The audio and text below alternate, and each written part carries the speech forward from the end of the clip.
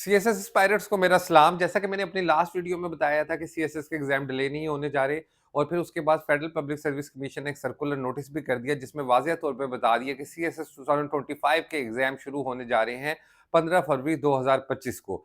अब आपके पास 2 महीने और चंद दिन का वक्त है। मेरी आज की वीडियो उन संजीदा कैंडिडेट्स के लिए जो पिछले 6 माह या इससे ज़ायद अपनी तैयारी कर रहे हैं और चाहे वो ख़वा अकेडमी में पढ़ रहे हैं या सेल्फ स्टडी कर रहे हैं, तो मैं कुछ टिप्स आपके साथ शेयर करना चाहूँगा। ये 2 महीने आपके लिए बहुत ज़्यादा इम्पोर्टेंट है। सबसे पहले तो आपको इन 2 महीनों के अंदर आइसोलेशन यानी तन्हाई इख्तियार करनी चाहिए और अपनी पूरी कुव्वत के साथ इस इम्तिहान की तैयारी के लिए गामज़न होना चाहिए। आपके जो-जो पेपर्स ख़त्म हो चुके हैं, जो कंप्लीट कर चुके हैं आप, उनके आप 35-40 सफ़ों से ज़्यादा आपके नोट्स नहीं होने चाहिए, उनके नोट्स बनाएँ। कीवर्ड्स में शॉर्ट नोट्स हों और उनको आप अपनी स्टडी टेबल पे या जिस जगह भी आप पढ़ते हैं, बिस्तर के करीब या कोई भी कमरा, कोई भी जगह आपके घर में मौजूद होगी, उसमें साइड पर रखते जाएँ ताकि आपका साइकोलॉजिकल बर्डन कम हो के मैं ये ख़त्म कर चुका हूँ।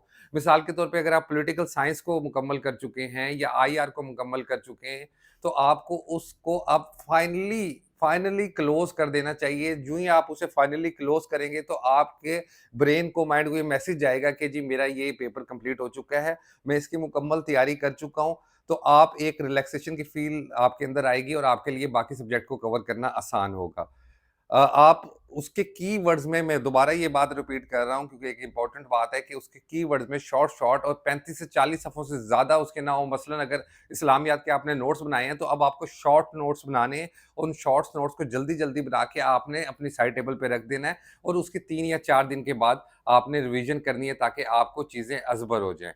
सेकंड चीज़ ये कि इस 2 महीने के अंदर आपने वो स्टेशनरी इस्तेमाल करना शुरू कर दें जो आपने एग्ज़ामिनेशन हॉल के अंदर जिस दिन आपका पेपर होगा आपने इस्तेमाल करनी है ताकि आपके कलम पेन तमाम रवां हो जाए। आपने प्रेजेंटेशन के लिए नीले मार्कर और ब्लू मार्कर भी इस्तेमाल करने हैं, उनको भी हल्का-हल्का रवां कर लीजिएगा ताकि आपको किसी किस्म की छोटी-छोटी भी कोई हर्डल ना हो क्योंकि एग्ज़ामिनेशन के अंदर जैसे मुर्दे के अंदर कब्र के अंदर मुर्दा अपना हाल जानता है, इसी तरह एग्ज़ामिनेशन के अंदर जब कैंडिडेट बैठता है तो उसे ही पता होता है कि उस पे क्या गुज़र रही है। उस स्ट्रेस को मैनेज करने के लिए आपको छोटी-छोटी चीज़ों का ख़्याल रखना पड़ेगा क्योंकि आपका ये ज़िंदगी का सबसे बड़ा एग्ज़ाम है और आपके करियर की तरफ आपका एक कदम है।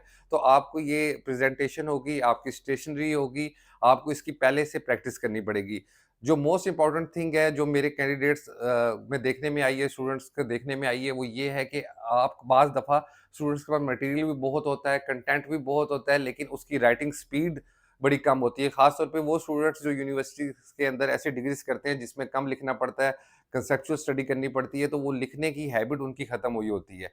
और वो पेपर्स की बड़ी अच्छी तैयारी कर लेते हैं, कंटेंट भी उनके पास होता है, लेकिन वो लिख नहीं पाते। याद रखिएगा एग्ज़ामिनर ने आपका लिखा हुआ देखना है, ना कि आपके दिमाग में जो मौजूद है वो देखना है। तो आप जो कुछ भी वहाँ लिख कर आओगे, उसने वो चेक करना है। तो लिखने की प्रैक्टिस बहुत ज़्यादा ज़रूरी है, बहुत ज़्यादा ज़रूरी है। डेली बेसिस पे आपने लिखना शुरू कर देना है। अब आपको मैं बताता हूँ कि जी आपके सिवाय एसे राइटिंग के पेपर के बाकी पेपर्स के अंदर जो एमसीक्यूज़ हैं वो बहुत बड़ा पोर्शन है। हर पेपर के अंदर वो 20 स्कोर बनता है, उसको टोटल करें तो अच्छा खासा स्कोर बनता है। उसके लिए आपने जो भी एमसीक्यूज़ का मटेरियल इकट्ठा किया होगा, उस मटेरियल को आपने कंपाइल कर लेना है, एक जगह पे कलेक्टिवली रख लेना है और सुबह-शाम उसको आपने दोहराते रहना है।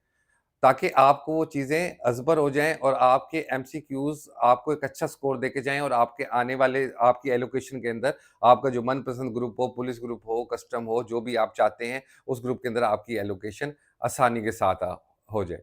अब हम आते हैं जो सबसे मोस्ट क्रिटिकल पेपर है एसे राइटिंग का। जैसा कि आप जानते हैं कि हर साल 80, 90, 92%, 83%, 86 वो वेरी करता रहा है पिछले सालों में, लोग एसे राइटिंग में फेल हो जाते हैं। ऐसे राइटिंग्स पे मैं मज़ीद वीडियोज़ भी लेके आऊँगा, लेकिन अभी तक मैं आपको एक बहुत अच्छा हिंट देने जा रहा हूँ और वो हिंट ये है कि इस वक़्त दुनिया का सबसे बड़ा मसला क्लाइमेट चेंज है। तो क्लाइमेट चेंज पे ऐसे तो आएगा ही आएगा। तो क्लाइमेट चेंज पे ऐसे कभी भी रट्टा ना लगाइएगा या किसी भी टॉपिक पे कभी भी रट्टा नहीं लगाना। आपने मटेरियल या डाटा इकट्ठा कर लेना है और जो भी स्टेटमेंट आएगी, उस स्टेट के मुताबिक आपने अपना एसे लिखना है। कभी भी उसके अंदर कॉपीड मटेरियल ना रखिएगा। याद रखें कि हर साल कॉपीड मटेरियल लिखने की वजह से, क्रैम्ड मटेरियल लिखने की वजह से हज़ारों स्टूडेंट फेल होते हैं। क्लाइमेट चेंज जैसा कि आप जानते होंगे, आप तैयारी कर रहे हैं कि एक बहुत बड़ा मसला है और पाकिस्तान उन 10 मुल्कों में से शामिल है, जो क्लाइमेट चेंज के हवाले से वल्नरेबल है। तो आपको इस पे अच्छी खासी तैयारी करनी चाहिए। पीएमएस का एग्ज़ाम हो या सीएसएस का एग्ज़ाम हो या बाकी जो प्रमोशनल एग्ज़ाम होते हैं, उसमें हम देख रहे हैं क्लाइमेट चेंज के क्वेश्चन ऐसे आ रहे हैं और बड़े कॉम्प्लिकेटेड स्टेटमेंट के साथ-साथ आ रहे हैं। आपको क्लाइमेट चेंज के हवाले से हर चीज़ जो भी आपकी निगाह से गुज़रे उसको याद करना है। ये सारी चीज़ें तो तमाम मेंटोर बताते हैं, लेकिन मैं इसके बाद जो आपको सबसे इम्पोर्टेंट जो कि बहुत कम टीचर्स या मेंटोर ज़िक्र करते हैं, मैं वो डिस्कस करने आपसे जा रहा हूँ कि ये सब चीज़ें आपने करने के लिए आपकी मेंटल हेल्थ है जो वो बहुत अच्छी होनी चाहिए और आपको ये सब चीज़ें प्लेफुली करनी है। प्लेफुली का मतलब क्या होता है?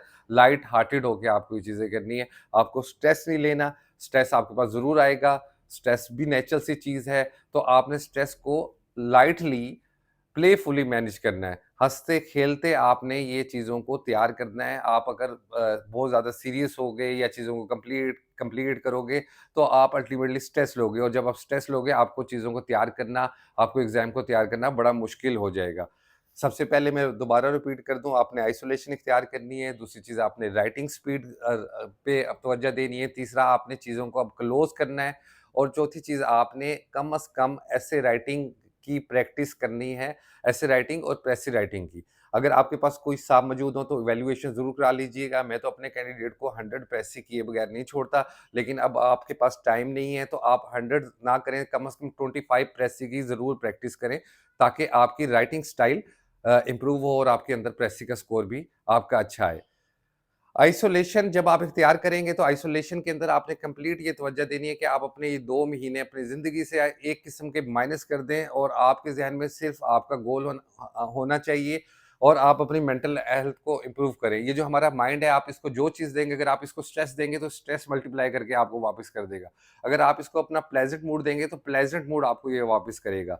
इस 2 महीने के अंदर बहुत से ऐसे इवेंट हो सकते हैं जिसके अंदर आपको वो अटेंड ही करने पड़ेंगे, तो उसमें भी आपने अपना वक़्त बचाना है। वक़्त कैसे बचाना है? मसलन खुदा ना ख़ास्ता आपके वालिद कोई बीमार हो जाते हैं या वालिदा बीमार हो जाती हैं, अब आपने उन्हें डॉक्टर्स के पास भी लेके जाना है, हॉस्पिटल भी लेके जाना है, कोई बहुत क्लोज़ कज़न की मैरिज आ गई, शादी आ गई, तो आपने उसमें भी जाना है। तो जहाँ भी आप जाएँ तो आपके पास एक वैसे मोबाइल फ़ोन भी आप इस्तेमाल कर सकते हैं, लेकिन उसमें डिस्टर्बेंस क्योंकि ज़्यादा होती है, बाकी चीज़ें भी आपके पास मौजूद होती हैं।